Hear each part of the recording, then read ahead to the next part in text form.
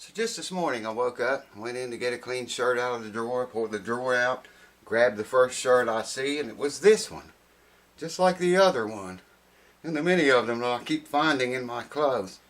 And you can have one too. Woo!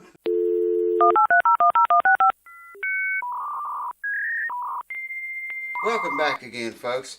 I did a little bit of homework on this D42. We're going to check this guitar out today, the D42 Martin. You've seen it on a few videos earlier, I think, if you watch the channel much. Incredible beast of a guitar it is. Did a little bit of homework on it. I found out it's East Indian rosewood, not Brazilian rosewood, but it's a very high grade of East Indian rosewood, probably the highest.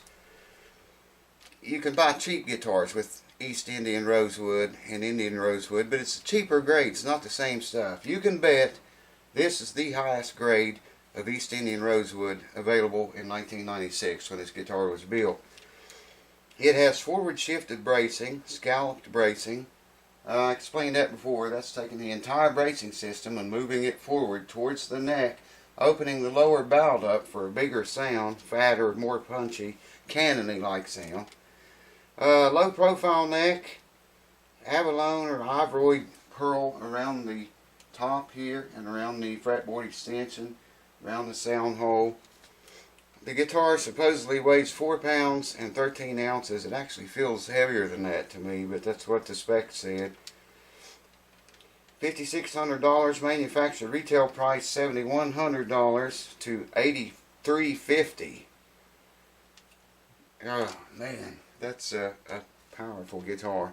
It's worth that. I mean, you know, like I've always said, all along in this channel, you get what you pay for. If you want, you know, if you're going to spend for a cheap guitar, that's what you're going to get. You shell out the bucks, you get something like this. It's just as simple as that. In this day and time, we get what we pay for, like it or not. Alright, today I just pretty much want to look it over. I found out a couple of complaints the owner had. We're going to check that. I'll show it to you. Check the nut relief, the neck relief, the string action, the string gauge, and you know, just a basic thing, and log it all. So if he wants it set, you know, exactly back the way it is right now, I'll have that logged and be able to do that.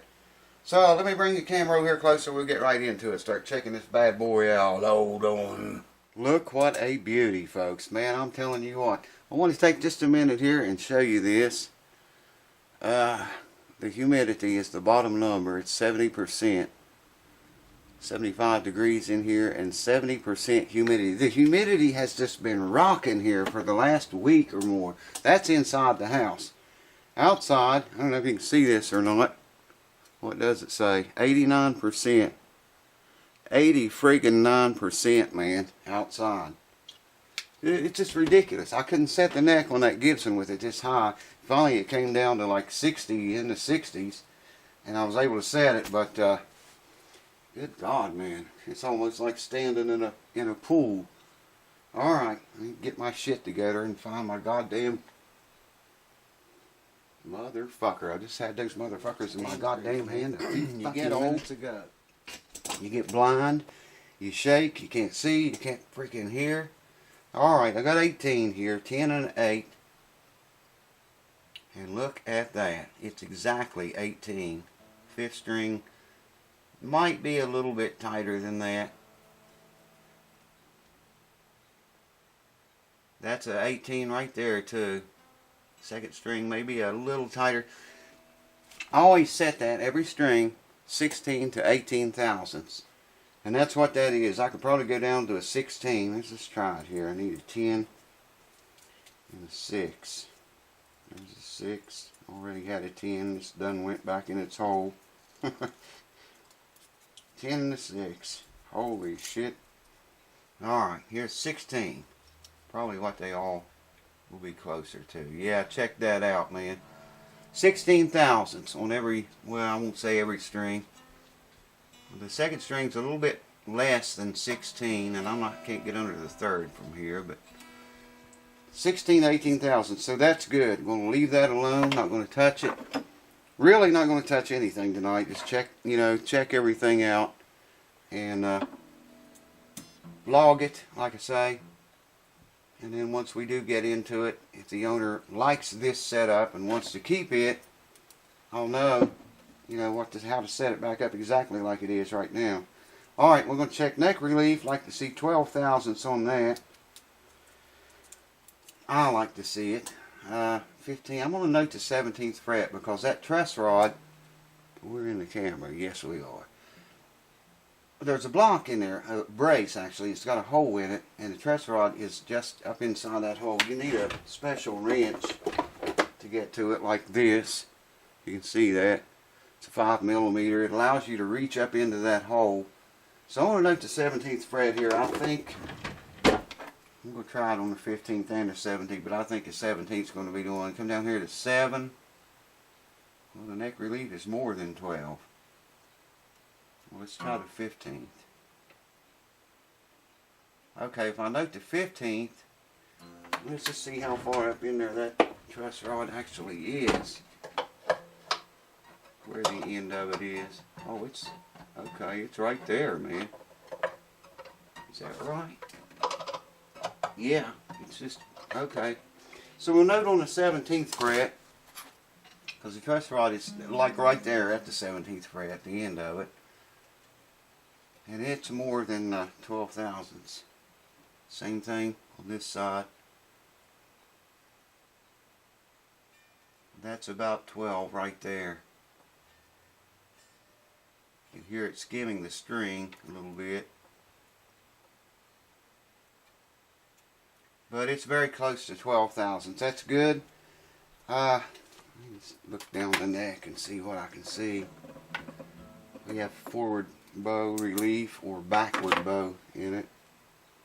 It's got some forward bow in it. Nothing wrong with forward bow. We like that relief. In fact, you gotta have it. You gotta have some, or it's better to have some. Some folks, some guys and gals play on a straight neck. 4, 5, 6 64ths on the low E string, 12th fret. And 5 64ths. That's exactly, I think, what I set that Gibson up on, if I remember right. 5 64ths, the high E string, 12th fret. And 6 64ths on the low E string, 12th fret. Now, I'm pretty sure that's what I set that Gibson up at. Alright. A lot of y'all know this trick already. Take a piece of paper. You just touch it around the back side of the bridge. See if the bridge is pulled up. If it is pulled the slightest, we can touch it around the front too. But they normally come up in the rear before anywhere else.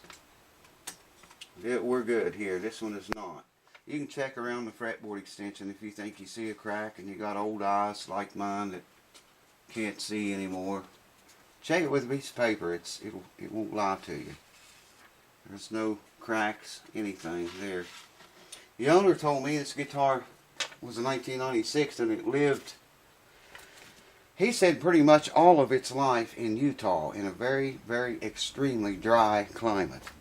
There was no humidity there, he said. And I can't believe it's in this good a shape from all that. But here is one, let me have that piece of paper back. Here is one of the complaints that he's worried about. You can see that paper goes down in there. I don't know, I'm guessing, let me look at it again. Maybe 1/8 of an inch that paper goes in there, and it's tight. It's a lot tighter than it was the other day when I checked this. That's as far as it'll go in there. About 1/8 of an inch. Let me bring you around here and show you that. You can see here how far down below the heel cap it's in there. He was worried about the joint coming loose. And we're going to check that. We're not going to check it right now, but we are going to check it. Let me have that back. Because the rest of the rest of it, all the way down through there, there's no crack anywhere that I can see or feel or find. It's only right here. Now, unlike the Gibson J45, this has not been finished. So let me back you back off here a little bit. I forgot, baby. The J45 Gibson the neck had been put on it, and they finished over all this, so it was sealed. Okay, this guitar is not sealed like that. They finished the neck and finished the body, and then put the neck on the body. Now I'm thinking, probably because this guitar was in such a dry climate, that unprotected wood inside of there has shrunk. Okay, it's dried out, and it's allowed that little tiny crack right there to form. I mean, I can, just the way the guitar is sitting right there now, I can get down here. Of course, it's got string tension on it too, but I'll check it again later with string tension off. But you know, by shoving down on this, that's not moving, man. That little crack is not moving at all. I can shove down on it, and I can still shove the paper in there because I can see the crack. And I'm blind.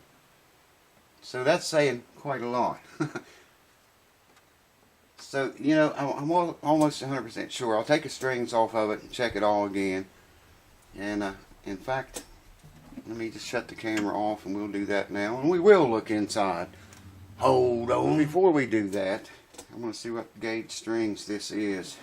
I don't remember him telling me. It's not, it's 11. I knew it wasn't 13 to 56. It's not, it's lighter than that. It's very light. And there's someone calling someone. First string is 11, and 11 to 50 it looks like. Yeah. Check it again. The house that never sleeps. Welcome to it. Okay, that's an 11. It might be a 52. It says 51 there now. 52. 11 to 52 is what that is. Okay? I wanted to make sure that before I took those off. Well, I guess I could check them after I took them off, but I'll take them off and bring you right back, and we will have a little deeper look into this beast. I gotta show you all this, man. And I've never seen shit like this before, and it happens a lot with different things.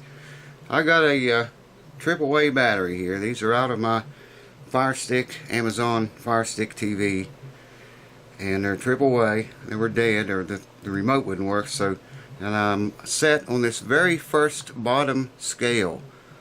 There's 1 volt, 2 volts, 3 volts, 4 volts. I'm on a 5 volt scale, okay? Here's the first battery.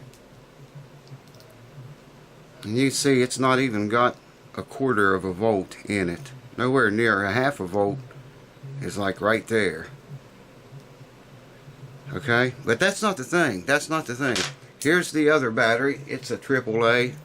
And it's an Amazon battery. There you can see Amazon on it. I've never seen this before, ever in my life. Look at that. This battery has got negative power on it. I've got the red on the plus and the black on the minus. And you can see the hand on the meter going backwards. Never saw that before. How does a battery such as this get negative power? Now if I turn the battery around backwards and put the black on the positive of the battery and the red on the negative, you can see it's almost got a 1/2 a volt. It's got more power than the other battery did have in the right direction. How do things like this shit happen, man? I mean, holy shit. Alright, once again, I showed this before too. I'm going to show the newcomers again. If you can't look down your neck and sight it down, you know, I can just see that, man, when I look down there. But, you know, everyone can't do that.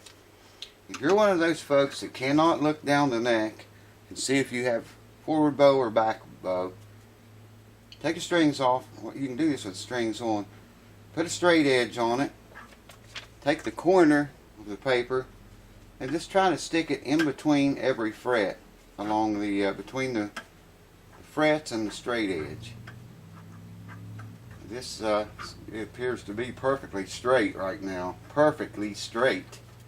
See, it won't go under there. It'll only go under until it hits the straight edge, and it won't go any farther than that.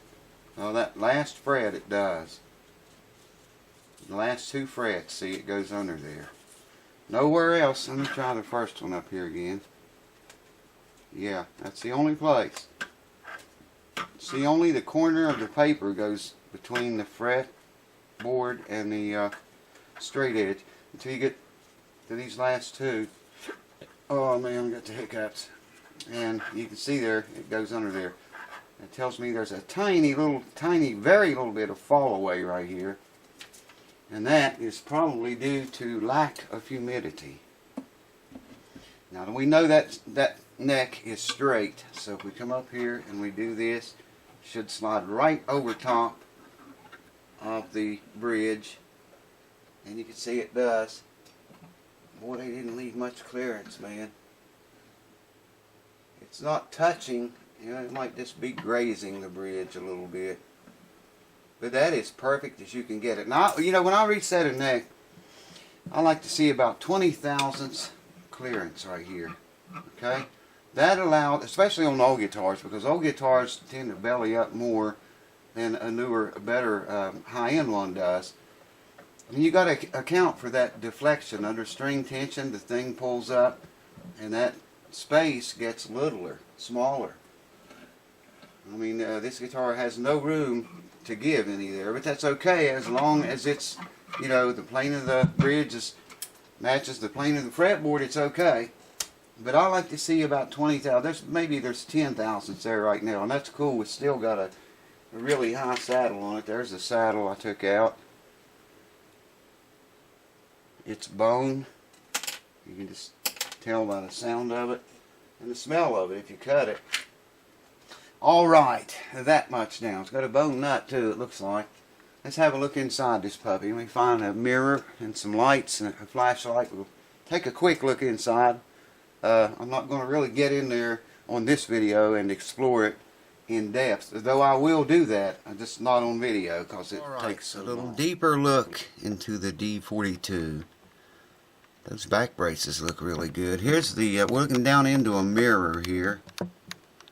And looking back up at the top, there's part of the X brace. You can see the scalloping. There's the voice bars. I can't get a very good shot without moving the mirror, but let me move the mirror now.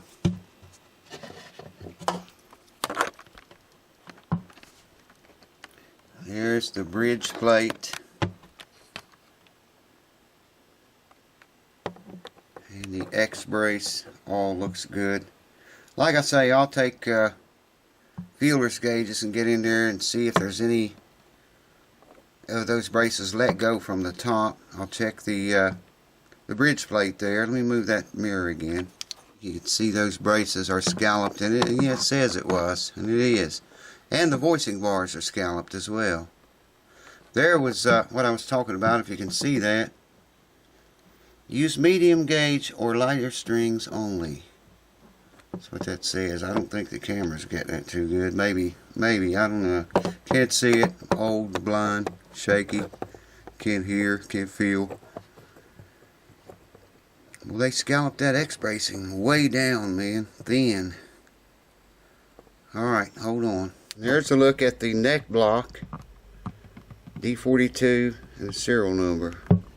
Looking down into the mirror there, you can see the popsicle brace, the almighty popsicle brace. It looks like it's in good shape. Okay. And there's the other side of the popsicle brace. A lot of people remove those completely. Takes them out, throws them away. Here is, you can see what I'm talking about, scallop. There's the X brace, okay? And see on the end of it how they scallop that out there. Every limb on that X brace is like that. Now I think, yeah, I can see the voicing bar scalloped there as well. The finger bracing is not scalloped, okay? The X brace is, as you can see, right here. There it starts. And if you look way back in there at those voicing bars, they are also scalloped. And like I say, this guitar has forward shifted X brace, so that's going to help it big time. My light's dying. So there's you a very quick look inside and out of a very expensive Martin D42 guitar. Man, this thing is awesome. I really don't see very much that this guitar needs. I mean, like I say, I'm going to go over it with a fine-tooth comb. I'll take feelers gauge and go in there with a mirror, and don't have to worry about the camera, and just, you know, check all of those braces, all the X-bracing extensions and the finger braces, the voicing bars, the popsicle brace up here. I'll check everything. And I'll check the ones on the back too, the back braces. Make sure there's nothing coming loose or unglued. I think the guitar might be a little dry, so what I'm going to do is take this humidification gauge. I'm just going to lay it right down inside and back in the guitar. I have a, I'll find it later. It would be a miracle if I found it right now. It'll take me 30 minutes, so I won't video that. It's a lid that goes over the sound hole. Just a plastic cover that won't absorb moisture. I'll put that over the sound hole, leave it overnight.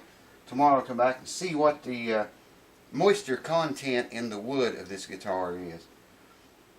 I'm kind of thinking it might be low, lower than 45 to 55%. But anyways, I won't bore you to death with all that. Oh, yeah, before I do that, someone asked about this inlay on the bridge here and here, if it had screws in there. No, it does not. Martin doesn't do that so much like Gibson used to do it. Well, I think maybe they still do it now that I think about it. But no, there's no screws under there. That's just snowflake inlay. I think that's what that's called, just for design, to look pretty. That's all it is. Anyways, I'll check everything out. I'm going to check this neck joint closer where I showed you the paper would go in. And now I have strings off of it, I can press that, and I'll get my headband bifocal thing on where I can really see. And I'll watch that very close and work it and make sure the joint is tight. I'm almost 100% sure there's not a thing wrong with that joint. The owner wanted me to take the neck off of this guitar and not so much reset it, but fix that crack that's there. And I really don't think we need to do that. I mean, you know, if he wants me to do it, I'll do it, I guess. But I don't see any point in taking the neck off of it. That's not a problem. That, I'm nearly 100% sure is just where the guitar has lived in such a dry climate that untreated wood, unfinished wood, inside these cracks on both sides of the neck, heel, it just shrunk a little bit, you know, and that's why that little crack formed where the heel joins the body. Anyways, I'll check it all out. I'll bring you all back for the ride whenever we do whatever we're going to do to it. I would suggest a little more, actually a little less neck relief than what it had with those strings on it.